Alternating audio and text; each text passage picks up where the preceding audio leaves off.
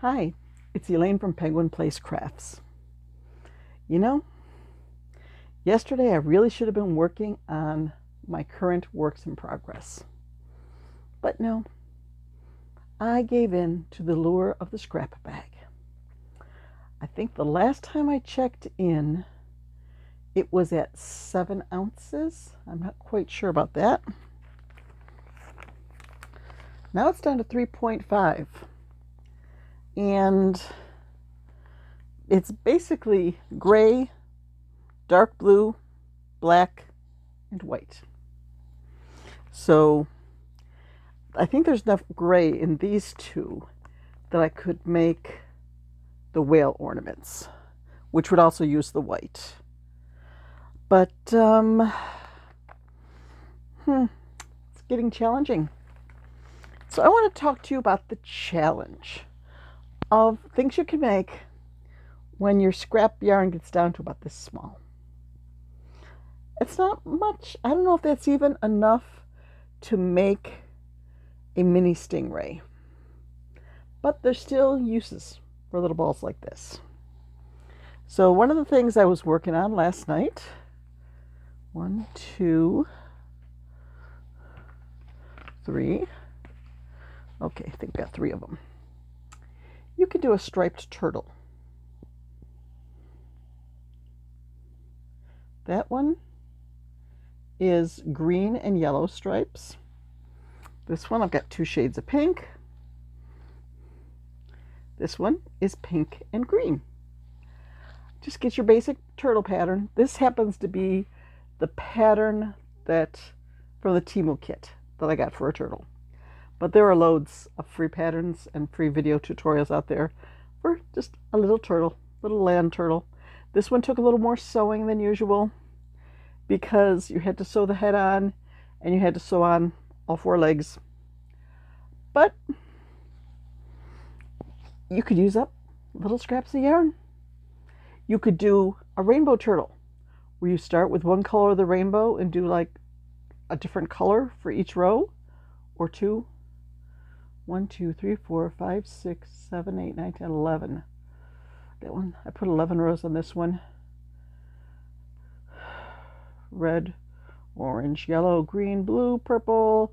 Yeah, you could probably get away with two rows of each color because you could always add an extra row and make your turtle's shell taller. There's no set rule that says thou must have 11 rows on your turtle. Nope, no such rule. Okay, so just doing stripes on a little turtle. That works. The next thing on my list, I took one of my patterns that I got for a Loaf Cat. Now this was the pattern by Crafts Go Bloom. I'll link it in the description eventually once I get on the laptop. But have you noticed I've been a little better about doing that within 24 hours lately? I'm getting better at that. Yeah. Okay, so this isn't exactly the pattern as it's written. I added a couple of rows between the bobble feet to make it longer, just because I had more yarn to use up. But try a striped Loaf Cat. This is the sparkly silver with a light pink. And I think it turned out really cute. Okay, so you can put stripes on a Loaf Cat, especially if you're doing a smaller Loaf Cat. I have done it with the bigger Loaf Cats, like I made a rainbow Loaf Cat with the pattern from False Bubbles, and that worked. I did, I think, 3 or 4 rows of each color, and that sold. So I need to do it again. Another one. It's a shameless plug for one of my patterns. This is my Happy Snails to You pattern, where basically you make the snail's head and then you taper it down a little bit, and then you just make this long tube of 12 stitches in different stripes. I have done it all in ombre. That's the word, ombre. and that turned out cute too. But for this one, I had this dark blue, and then I just did other colors. So dark blue, orange, dark blue, green, dark blue, red, dark blue, another shade of orange, dark blue, yellow. And then you roll it up and secure it, and you have a little snail who is sort of top heavy. Like when you're trying to get him to stand, you have to, or stay upright, you sort of have to like stay, oh, stay. Okay. Snails. I will link the pattern in the description. It's a free pattern on my blog called Happy Snails to You. Another one is a pattern that I just showed you a few days ago. And I left my stitch marker in here. No wonder I couldn't find a stitch marker up by my chair. Now I'll leave it on the table back here and I'll still be missing it. The Kooky Owl by Laughing Purple Goldfish. Is that it? It's a free pattern on Ravelry. Calypso the Kooky Owl. And it comes with multiple sizes where you can make a bigger owl, like the rainbow owl I made last week, which is somewhere over there to be priced for Saturday's show, or you could make it smaller. I had pink yarn left over from this and this, so I used the pink yarn with 2 shades of brown. And you can see where towards the top the brown is a slightly different color, but it works. Kooky Owl. Then I thought, well, I made up a mini Stingray because they don't use much yarn, but I still had some left. No, this is left over from the turtle. It was red and orange that I had a little bit left, and not much of either. So I tried doing a 2-color Stingray, where I did the center with 1 color, and then I finished it up in, I did the center in red, and then finished it up in orange. I was just thinking, if you did yellow for the center, and then white out here, you could make it like an egg Stingray.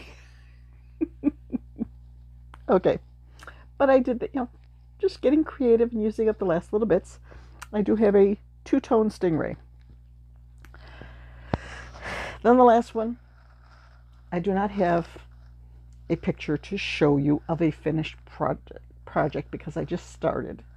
And I was going to wait till this afternoon to show you so that I would have it finished. And then I realized all of the patterns that I've showed you so far, you could do from free patterns. And the project that I started is from a book, so it's not free, so it didn't really fit. So I'm just going to give you the general idea. If you got a little pattern for a small critter, I realize this is also a paid pattern. You could do the legs, like just a little bit at the bottom in the body color, and then the legs in a different color like you do in pants, and then the shirt in a different color. So you would only need a little bit for the bottom of the legs and a little bit for the head and the tips of the hands and the ears. So you wouldn't need all that much of one color, and you could get away with just a small ball of yarn for the pants and the shirt. So that's the idea. Or you could go with a patchwork. Like what I'm doing right now, I'm doing a patchwork bear from the book. Is it Cute Forest Friends? By Sarah Zimmerman. Repeat after me. Now, if you got that book, you need to go to her website and check out the corrections, because the snout for the bear, the stitch counts are wrong. And apparently she copied that snout for another animal and for the ladybird's head. So you need to make those little notes in your book, because I was like, this math doesn't add up. You're only increasing 5 stitches, but her stitch count is going up by 10. So I Googled it and found out that there are corrections that you need to mark in the book. But my plan is, I'm going to see really bad. I don't know if this will even show up. No, it's not going to show up. Okay. I drew a picture of the bear from her book. Head, muzzle, ears, body, front legs, then the back legs that are sticking out to the side. So I plan on doing like a brown body, and then the head in a light yellow, and the ears and the muzzle in pink, and the legs in blue. And I'm not quite sure, maybe pink legs too, with yellow accents on the end. So I'm just going to make pretty much each piece, well, if they're pairs will be the same color, like arms and legs will be the same color scheme, but different colors for everything. And I'm hoping it works out. You'll see in a day or two. So when I got down to tiny little balls of yarn, like this small or smaller, I brought them back here. This is my scrap ball. So they get tied onto here, double knot. I know you could use that universal join, or no, Russian join that doesn't leave ends. But when I make my Mr. Ugly doll, I let the ends hang out, like the knots hang out, because that's part of what Mr. Ugly is. And Mr. Ugly is a free pattern on my blog. So this is about the size now where I could start on a Mr. Ugly, unless I wanted to make a second one and really make him crazy by doing 2 scrap yarn balls at once. Usually I will gather up all the little balls that are about this small, sort of like the ones I was telling you to use for these patterns, and I'll do this one with, because you're holding 2 strands together, this ball with a small ball. Once this finishes off, just grab another little ball and keep going. Yeah, I sort of don't want to start on another Mr. Ugly until I sell one of them that I currently have. But my last 3 shows, 2 or 3 shows, I haven't taken my monster bin with me. I haven't been selling many monsters lately. So I left the monsters at home for the last few shows. Maybe my next show it's at Black Hawks High School in Beaver Falls, Pennsylvania. I'm going down to see my daughter, and we'll stay down there a week from Saturday. So I should say my next show, because my next show is Saturday, and then a week from Saturday I'm down in Pennsylvania. I have one 6-foot table, but then I have all these little cubby holes behind me that are about maybe 6 inches tall and 2 feet wide, and I can just put stuff all along those, and I can display a lot of stuff that way. The thing is, it can't be really tall. Like this, I would be able to stand up in there, but one of my bigger animals, my happy huggy cat, it's about 18 inches tall, and then if you've got the legs hanging out, it's still maybe 10 inches tall. Those won't fit. Those have to go on the table.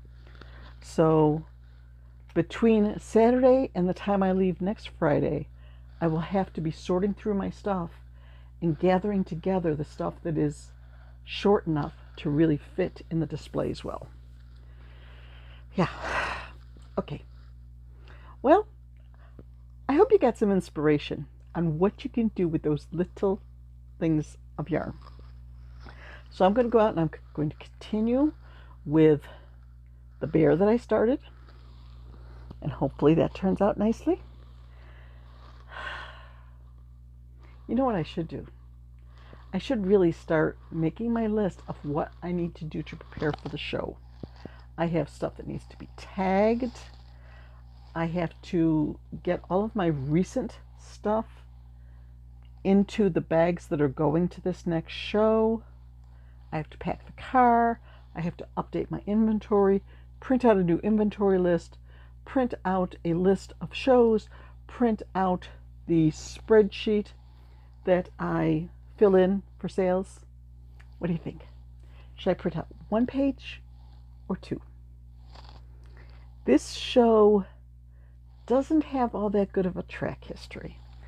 The most items I've ever sold at that show was 22. And that doesn't fill 1 page. But you see, like the best I've done on the show was $244. So maybe with my focus this time on small items, lower price items, a good selection of that with a few big tickets mixed in, maybe that'll work. We'll see. Okay, I'm probably going to have issues with my phone saying I don't have enough space for this, so bye-bye.